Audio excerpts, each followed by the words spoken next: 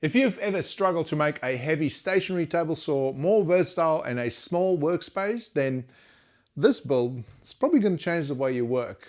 I created two Outfeed tables, a fixed smaller one, and for larger jobs, a collapsible extension. Both of these can function as workbenches, and it is fully mobile even when it's extended. So let's jump into this one and I'll show you where this all started and just some of the things I had to overcome to actually make this work. This is pretty much what I've got in mind for the base. We're going to double up on the long edges because that's where the wheels are going to go, on the edges, so we don't want this to sag over time. And then we're just going to connect it to on the sides, and then where the legs are, that's where you're going to have the most weight. So I'm going to put two more supports underneath there as well. And that, in theory, should do it. To make sure that my table is not too high off the ground, I'm going to cut a notch on the side of these battens, and that'll allow the wheels to sit a little bit higher up, which at the same time lowers the top surface where the table saw is going to sit on. The next step is assembling this frame, and I do find that I'm actually using these homemade squares quite often these days, and they just make it so much easier just to line things up and make sure everything sits squarely. Here I'm getting an idea for where the table saw is actually going to stand on this base, and I'm just marking off where those legs are going to sit. So now I can go ahead and put in that support batten, and I'm going to use my speed square for this one just to make sure that that's nice and square as well. Now I can go ahead and attach the outside batten, and I'm going to clamp that down and screw it from the inside. That way I'm hiding all the screws, and I guess that's just an OCD thing, so it doesn't matter. You can do it whichever way you like. Now that the base is done, we can measure and cut the panel that goes on the top. And for this, I'm going to break down this big sheet outside, and I'm going to use this DIY track saw. If you haven't got one of these, definitely check out the link in the description. Really easy to build, and you can save a ton of money. This is where I'm up to at the moment. I've got my frame done, and because I'm a sucker for punishment and I do like to overthink things, I'm going to add just another piece in the middle here just for that little bit of extra support. And then we got our top panel, and that's just going to sit like this. And once this is screwed into place, this thing is going to be so solid, it's not going to move or twist or anything. Now, one thing I do want to do is maybe make the outside parts of this frame black and then keep the top just as it is. So that's going to be a nice contrast. To keep this panel looking nicer for longer, I'm just going to seal it with a clear coat of polyurethane, and you can see as it goes on how it just brings out that color, and it looks really good. And then we're going to give this thing some rubber to roll on, but do stick around because I'm going to swap these out with something different a little bit later on, and those are going to make this thing glide across the floor. As it tends to go when you are building something like this without any plans, you'll run into some things that you didn't think about. So on this side and that side, I don't have any support on these edges. So might as well just add something in there. Don't know if it's really necessary, but yeah, easier now than later. Once this top is screwed down and locked into place, it's time to take this thing for a quick test drive and just make sure everything's roadworthy. And then we have to move this table saw on top of its new mobile base. And it's at this point where you actually start to appreciate how much it means having this thing on a mobile base, because this thing is really heavy and awkward to move on its own. So we got the table saw on the base. It's not exactly in the right spot yet, but I just wanted to quickly see more or less how we're going to build this back part here. So what it's going to be is, imagine if this is a piece stretching all the way to the sides, coming out this way, and then ending just past the back side of the motor. So that's going to be a permanent piece, and then on the back of that, you're going to have another piece that hinges up and down, and that's going to be the collapsible part. A few other things to look out for is where the motor sits in relation to where the blade is. So at this point, it's way up here and the motor sits up here, but as soon as I start lowering it, you can see the motor dips down and it goes back that way. So I need to make sure that I clear that on the back side, and then I'll bring it up again if I tilt it this way, eventually it's going to start hitting this piece over here. So I'll need to make this shorter and then use that as a spacer and then extend it past that so that it actually misses the motor. And this is what that spacer is going to look like, and I'm going to use bolts like these to secure it to the frame of the saw. Now I have checked on the inside and there is plenty of space, so this is not going to cause any issues whatsoever.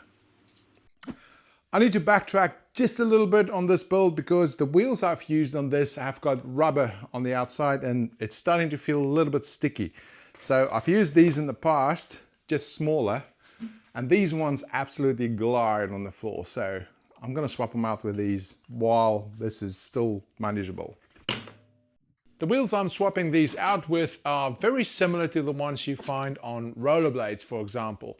So they've got a bit of a point to them. They're not flat like these ones I'm taking off. And they're also made out of a very hard plastic kind of material. So I think that combination makes that they have less friction when they move across the floor.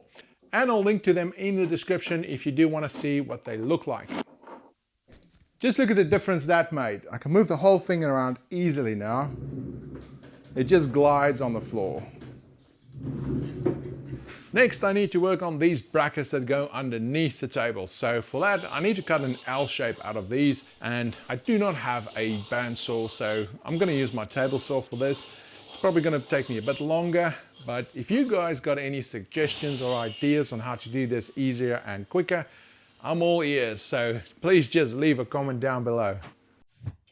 To get this table saw in exactly the right location on this mobile base can be a little bit tricky. So I use these aluminium knives from my CO2 laser and I just clamped them onto the edges, and that helped me to align it pretty much perfectly where I wanted it. To mount the brackets for the smaller outfeed table, I just used a straight edge and a piece of offcut, and that pretty much allows you to just line things up perfectly. And then from there, it's kind of just rinse and repeat with the other three as well. Check this out. That's full tilt.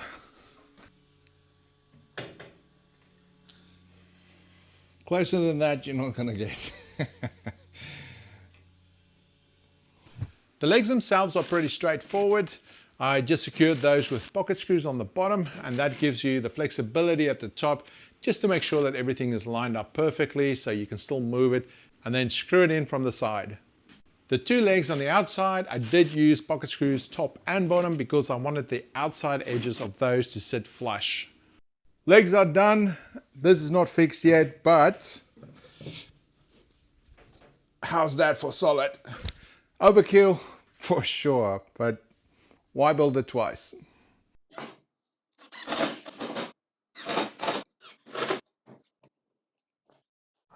Now that this panel is secure, we can work on the collapsible part that goes on this side. And to do that, we're going to use these brackets. Now these ones simply unfold like this, click into place, and we're going to mount them right here on these legs. And that's pretty much the reason why I went overboard with these ones, because they're going to have to carry a lot of weight. So that's going to make them really, really sturdy.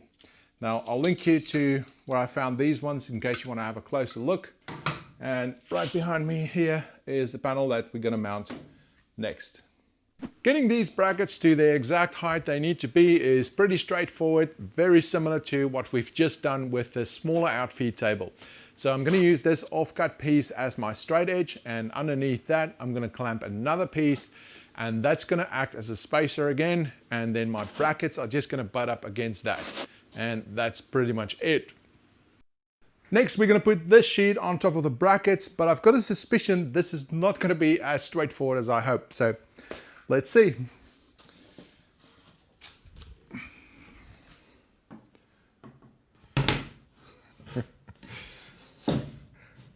And as I suspected, we have a slight problem.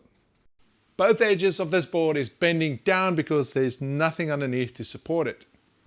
So to solve this issue, I've got these leftover pieces of timber. What I'm going to do is just rip these in half and then use each of those halves on the underside of this.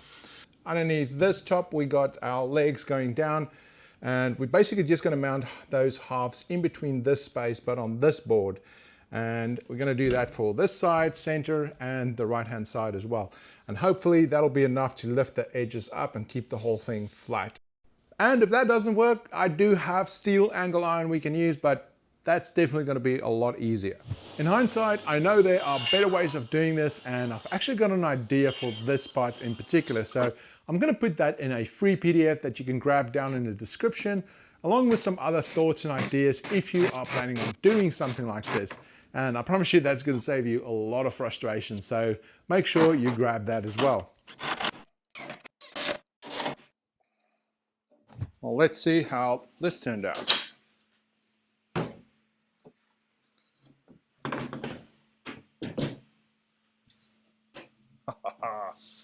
So much better. I'm finally ready to fix this to the brackets, but what I'm going to do is just space it out 2 millimeters from that one like this, and this side the same, just to give it a little bit of space. And then to make sure that this stays aligned, I'm going to use a piece of timber like this, and I'm going to clamp this side, and that'll prevent this from moving as you screw it down. And I might do the same on this side as well, actually. Just something like that.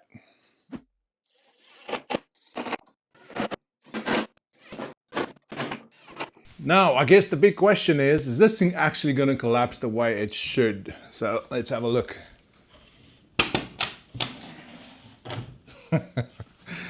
Just look at this. Isn't this great? Now you got an extra workbench right here, and if you need more space, you just go like that.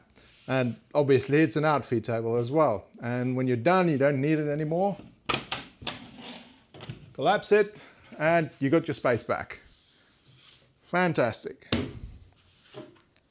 To finish off these edges and make them look a little bit nicer, I just ripped a piece of hardwood in half and then nailed that around the outer edge.